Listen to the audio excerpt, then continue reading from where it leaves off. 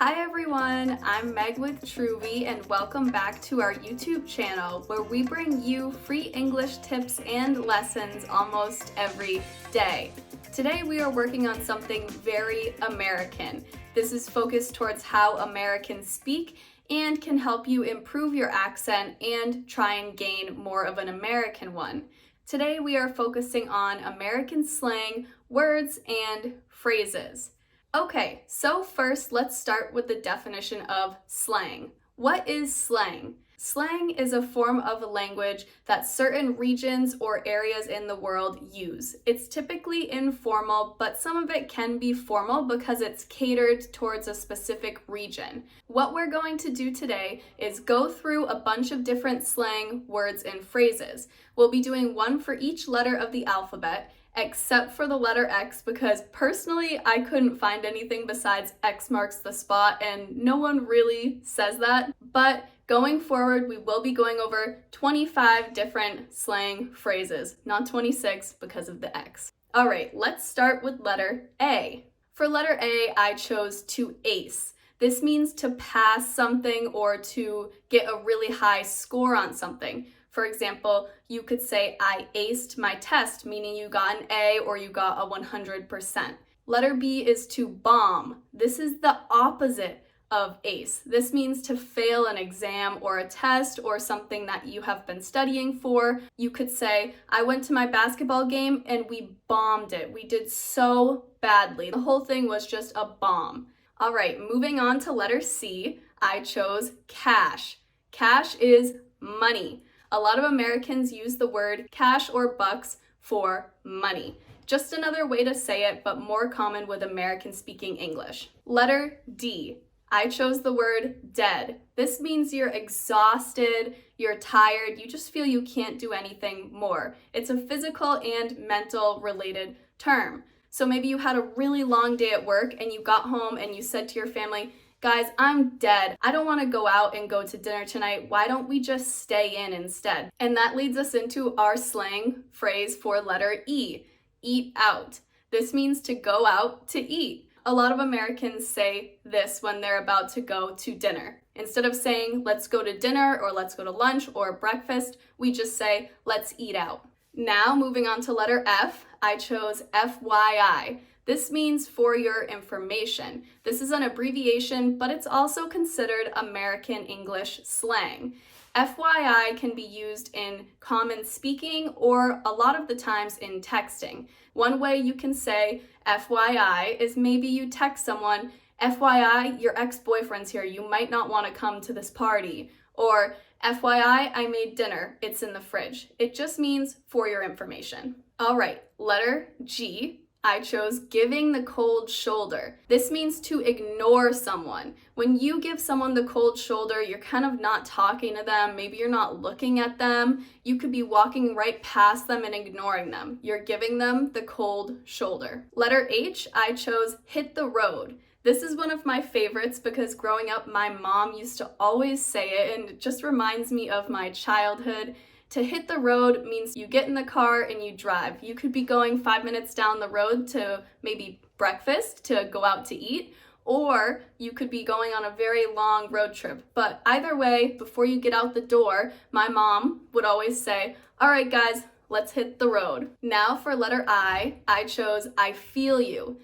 This is something that a lot of Americans say to each other, especially when we're having a heart-to-heart conversation, which means like a genuine conversation, or you can say it in a very casual, lighthearted manner. Maybe someone says, man, I want Chick-fil-A for dinner, or I want McDonald's, and you say, I feel you. I could really go for that too. Now, another really funny one is for the letter J. This is jacked. This means to be really strong, you're really muscular, you're just a really incredibly strong human. You're jacked. And for letter K, I chose kick the bucket. This means that someone has died. This is not something you want to say at someone's funeral, but in a lighthearted way. Now for letter L, I chose lighten up. This is something that we do say a lot. Maybe you're having a conversation with one of your friends and you're having a great time, but you tease them a little bit and they get upset about it. You could say, oh, lighten up, I was just joking. Letter M is something that I say a lot. It's my bad. It's when you make a mistake and you understand that you make the mistake and you own it. Maybe you're out to eat with one of your friends and you accidentally spill your drink on the table and it kind of flows over to them. You could say, "Oh my gosh, my bad. I did not mean to spill that on you. Let me get some napkins." N is another one that I say all the time as an American and as someone living here in the United States. I say, "No problem." Anytime something is easygoing and I agree with it, or if someone asks me a question and it's a yes or no type of situation, I say, "Yeah, no problem." Maybe one of my friends says, "Can you come over and walk my dog when you get home from work because I have a late night tonight?" And I say, "Yeah, no problem." Next one is very practical for you. The letter O is on the hour. This means 1, 2, 3, 4, 5, 6, 7, 8, 9, 10, 11, 12. You see it on a clock, right? On the hour means exactly at that time. Not 1:15, it's 1 o'clock. Not 2:15, 2 o'clock. A lot of Americans will say this when the hour is understood. Say you know you're going to meet one of your friends around 6 p.m., but you're not sure if it's 6:15 or 5:45. They say, "Just meet me on the hour." That means 6 o'clock on the dot.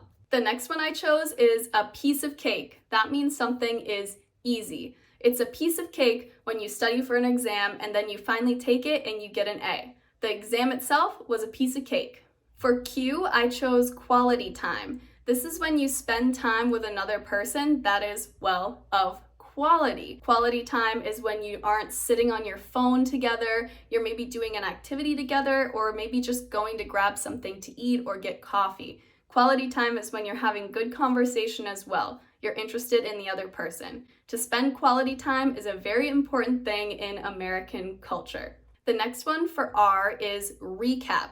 This is to kind of start something over again and you're reviewing what happened. Maybe you go on a first date and then immediately drive to your best friend's house and you say, "Let me give you a recap on what happened at my date." So you tell her everything that happened. Letter S, I chose screw up. This is to make a mistake or do something wrong. You screw up. Letter T is take for granted. This means that you are not appreciating something to its full value. You are just kind of overlooking how great it really is. You're taking it for granted. This is not a good thing to do most of the time. Letter U is under the weather. This means you're sick. Next time you have the flu or a stomach bug, you could tell someone, "You know, I'm feeling pretty under the weather." Now for letter V, vicious cycle. This means something bad is happening over and over again. W is my favorite American slang word. All-time favorite because I am from the Northeast United States and this word is used so much here in the Boston area. I wonder if you can guess it. Think about it. It is wicked. Wicked means amazing or really great. For example, maybe I go to a party and I say, "Oh my gosh, this party is wicked great. This party's wicked cool. This party's wicked awesome." I use wicked probably every hour of every day of my life. I grew up in the Northeast and I'm from here and it's just a common vocabulary word for me. But a lot of the times in the rest of the United States, people don't know what that means. Letter X, I'm sorry, I couldn't find anything besides X marks the spot, as I said earlier, so gonna have to skip that one. Y is you bet. This is the same as no problem, means the same thing. My friend asking me if I can walk her dogs after work, yep, you betcha. That's another modifier of you bet is you betcha. It means you bet ya, but you betcha, B-E-T-C-H-A. Very slang, very American with a very American accent. And finally, for letter Z, I chose zip it. This means to stay quiet, shut your mouth, and stop talking. Zip it. Now you've heard the American slang and you've heard it in an American accent. What I want you to do is write a couple sentences in the comments below using any of the slang words or phrases that you have learned today that are new to you. I'm interested to know also what slang you use in the country that you're from. Let me know in the comments. Please like and subscribe to this YouTube channel. It helps us deliver you more videos like this every single day. And follow us on Instagram, Facebook, and Threads at TruvyLLC. And if you'd like to enroll in live classes, check out www.truvyllc.com. accent.truby.org. Really quickly before we proceed, we are finally going to be releasing our Accent Decelerator program. We want to help you speak more clearly so you're more understood. We love your accent and we understand that that's who you are. We don't want to change that, but we want you to be able to communicate effectively, which is why we made a program that's scalable to the level that you need. This is for intermediate and advanced level English speakers. For beginner levels, we are going to be releasing a separate program in the near future. This is not for someone who is just starting to learn English. But I will be including the link below here once it does become released within the next couple of weeks. The pre-sale of this will be available this coming week, which I am so excited about, and I can't wait to share all of these videos with you. Have a great day, and I'll see you in the next video. Bye!